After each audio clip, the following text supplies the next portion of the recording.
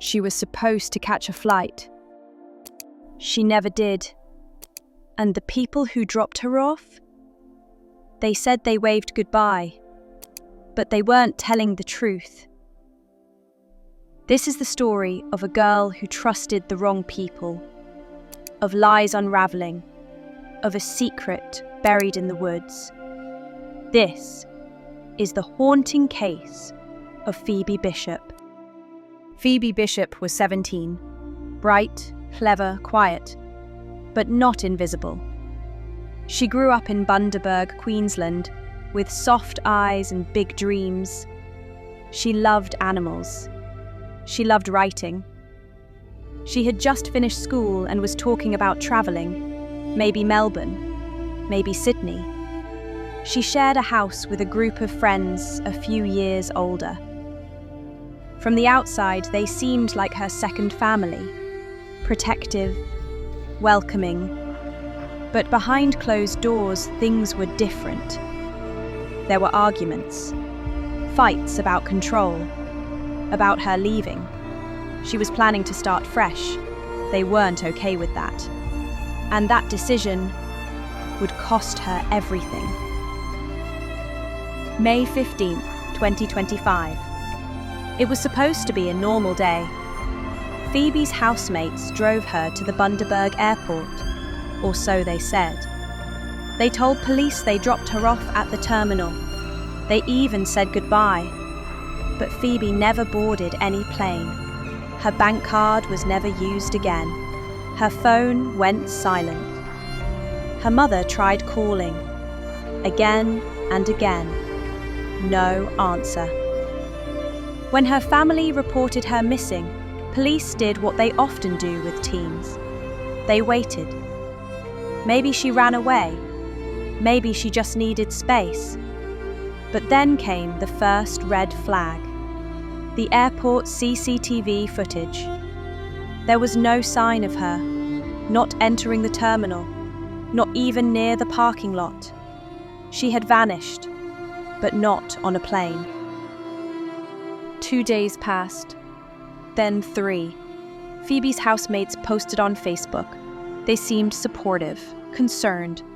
They told people she had packed light, that she had plans, that she'd be back. But police started pulling data.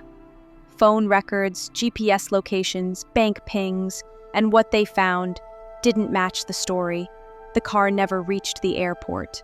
It went south, into the countryside, to a place called Goodnight Scrub, a massive stretch of bushland, isolated, remote, quiet, perfect for hiding something. Detectives brought the housemates in for questioning. The stories didn't line up. And then silence, until June 6th. A bushwalker near the national park called emergency services. He'd found something under the leaves. Something that didn't belong. Under a shallow cover of sticks and dirt, they found human remains. DNA confirmed it was Pheobe. Her body showed signs of blunt force trauma. They believe she died the same day she went missing.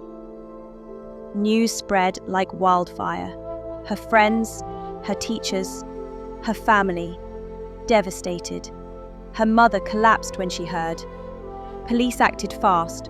On June 7th, 2 of her housemates, one male, one female, were arrested, charged with murder and with interfering with a corpse. It was no longer a mystery, it was a betrayal. The motive? Still unclear, but bits of it have leaked out. Control, possessiveness, fear that she was going to leave. Some believe it was jealousy, that she was planning a new life without them. Others say there were threats in the weeks before. One neighbor recalled shouting from the house.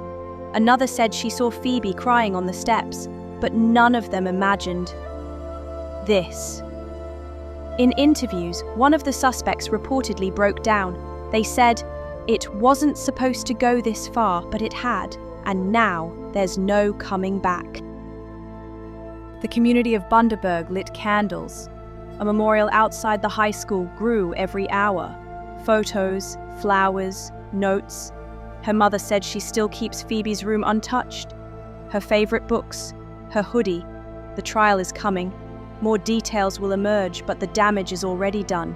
Pheobe Bishop will never graduate, never travel, never grow older, because the people she trusted couldn't let her go. Sometimes, evil doesn't wear a mask. It sits beside you. It calls itself your friend. This story wasn't just about murder. It was about control, about silence, about ignoring the signs. If this story moved you, share it, speak her name, tell her story, because no one deserves to disappear behind a mask. This was the story of Pheobe Bishop, and this is Behind Her Mask.